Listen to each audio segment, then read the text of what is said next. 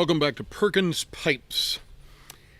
We need to talk about some school supplies today and the idea of heading back to school.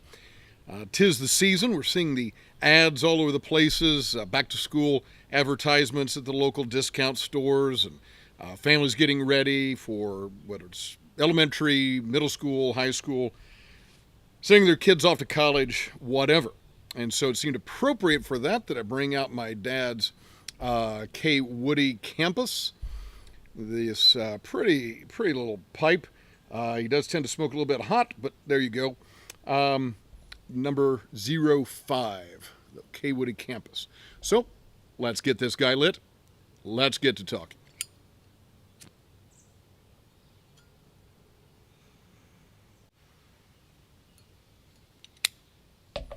There we go. So, Kaywoodie Campus in hand, going to talk about school supplies. Now,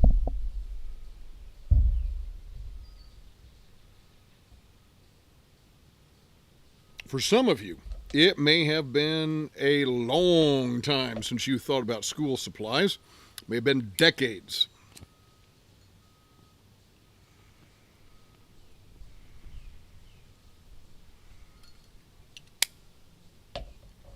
Others of you, maybe a more common thing if you've got children.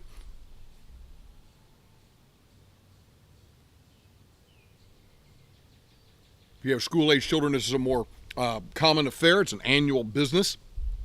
Or if you have grandchildren, if you're a teacher, coach, professor.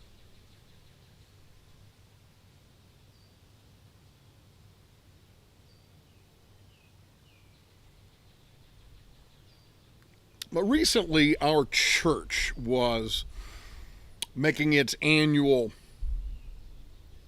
plea to help underprivileged children fill up backpacks and get school supplies. A lot of churches do this kind of thing.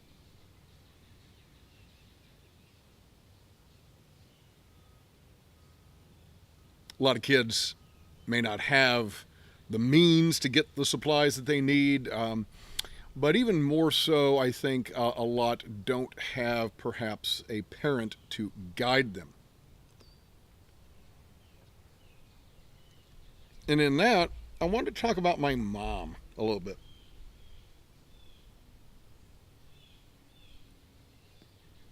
My mom was a fourth grade teacher before she got married to my dad. Once they got married, she quit teaching to be a homemaker.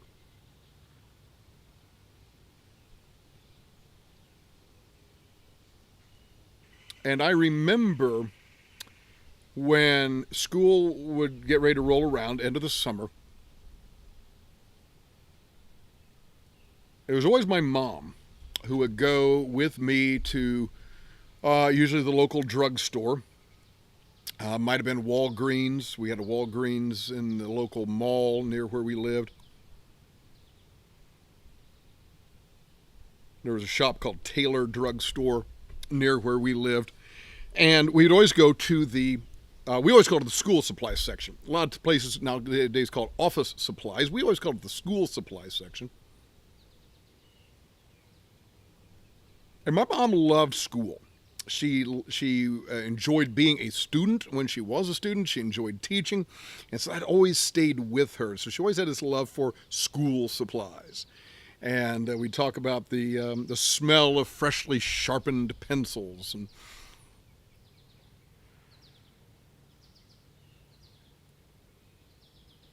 I can remember getting the wide-lined paper. You remember that? In first, second grade, as you were doing printing, ball and stick printing. And then that moved to just the straight blue lines, more narrow on the page. Felt like a big kid then. And as you moved up in school and, learned cursive writing and so forth.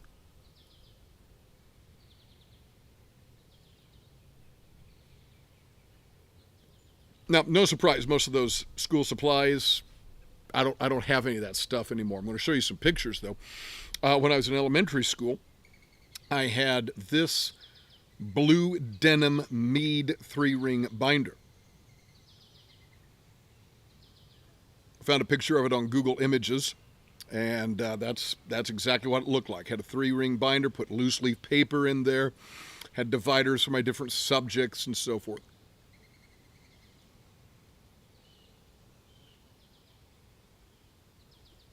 Then when I moved to junior high, and for us, and that time in that area of southern Indiana where I lived, it was grades 7, 8, and 9 were in junior high. And in junior high, I moved to this. And again, this is a picture I found on Google Images, the Trapper Keeper.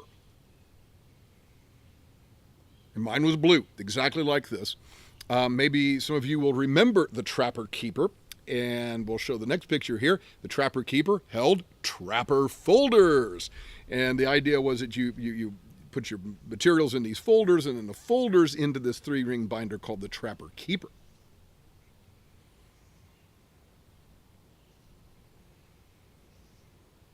And I remember going with my mom to the store and getting new folders if we needed new folders. Certainly didn't need a new binder or new Trapper Keeper every year.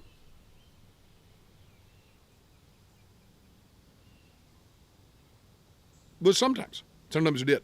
I think went through a couple of those Trapper Keepers at least over the years. Those I used that all the way up through high school, that Trapper Keeper system. Different colored folders for different subjects, so it's a nice way to stay organized. When I was in let's see here. No. I think it started in junior high. We didn't do backpacks back then. I don't know why that just hadn't come along as something for students to do to carry their materials. But I used this blue and yellow Nike athletic bag. And again, that's not mine. That's a picture I found online. But that's exactly the one that I had. Remember it so well. And I may have had that up through high school. It's hard for me to remember. I know I used a backpack in college, but I may have used that Nike thing up through high school. But at any rate, my mom would always make sure I had everything that I needed. Now, one thing I do have from that era, and this is vintage, this is the real deal.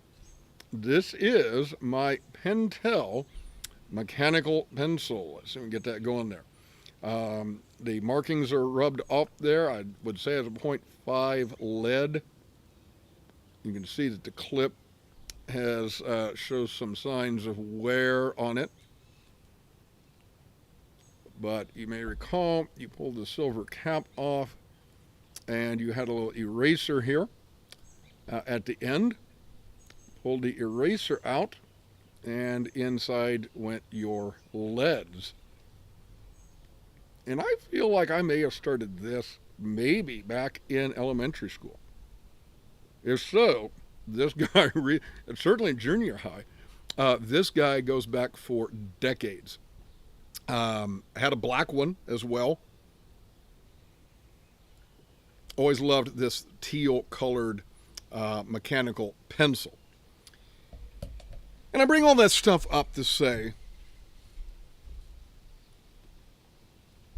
my mom made sure I had all the things I needed to be successful. Whether it was erasers or pencils or paper, folders, notebooks. She made sure I had everything. And this is before the days they used to put out, before they started putting out lists like they do at Walmart and Target and these stores. but she knew, as an elementary teacher herself, she knew the kinds of things that I would need as a student.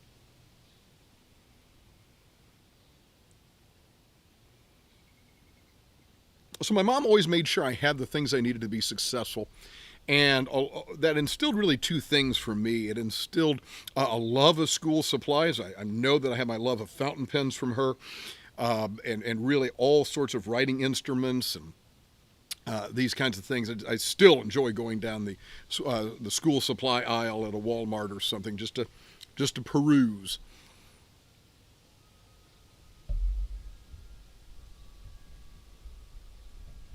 But it was such an important thing for a parent to do for and with a child. She helped me to get organized. Before I was able to do it for myself, then coming alongside me as I was then able to do it myself. So then I was prepared to go off into the world knowing how to be prepared, how to prepare for different things, how to organize different things and be ready. And so I'm grateful to my mom for that.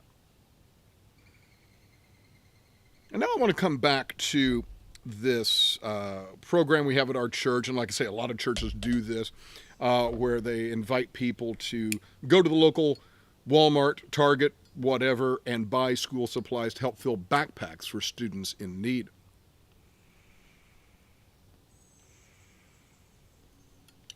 Do that. Do that if you get a chance.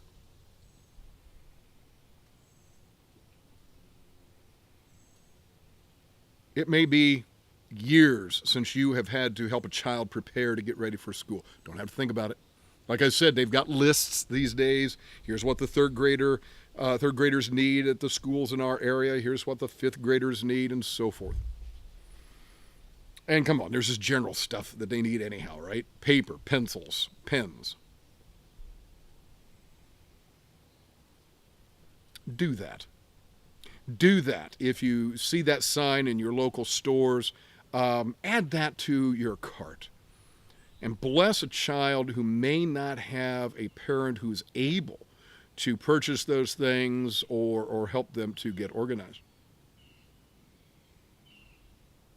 Now, if you are a parent or a grandparent, an aunt and uncle, or you're somebody who has any really more intimate interaction with young people, and I really would honestly say, quite frankly, I'd say from high school on down, but certainly middle school on down, help them to get organized. Show them how to organize a notebook. Show them how to organize and how to take notes in class, how to keep track of assignments. A lot of this stuff is online. They use learning management systems these days. But still there is a need for a child to be aware of what's going on in the class and in the school. And we will often complain that kids don't pay attention, but they need to be taught how to do that.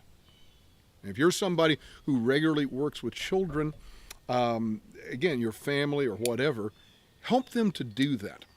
I'll tell you a quick story before we finish.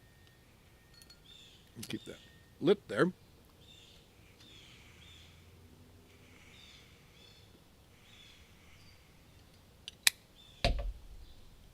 I had a young lady stay after school one day for help with her Latin. So I was thrilled. She wanted to come in and talk. We did. We got her cleared up on what grammatical stuff she needed. And then I noticed her notebook and her backpack.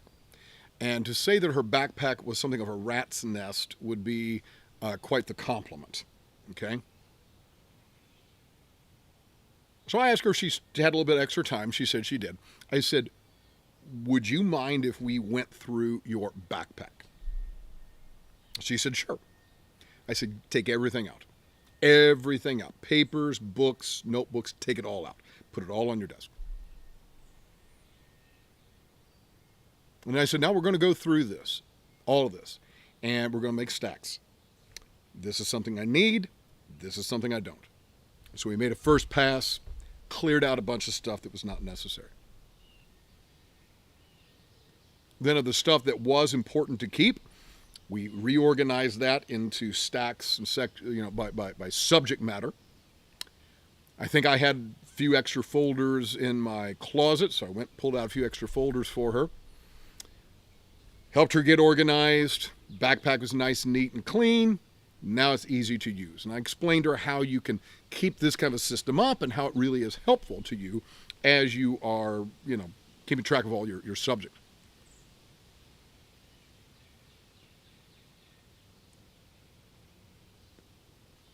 And I remember thinking that day that as important as the grammar was, as important as the Latin was, that she had come in to ask for help with. The best thing we did, in fact, the best thing I did that whole day, which was the end of a full day of teaching, the best thing I did that day was to help that young lady get organized. Because you can't really be a good student unless you have some system and method of approaching your studies. So, would love to hear from you. What are some of your memories of school supplies, notebooks, pencils, pens, erasers, crayons, and so forth? You remember some of that stuff? Did you like that stuff? Could you just not stand that stuff and want to get to any other part of the store except the school supplies? Talk to us about that. And if you have any particular tips on working with young people and helping them to be prepared and organized for school, I'd love you to share those as well. As Malcolm Guite likes to say, I do these little things in order at last to do nothing. Or as I like to say in Latin, Parva ut tandem, nihil agam. Have a wonderful day.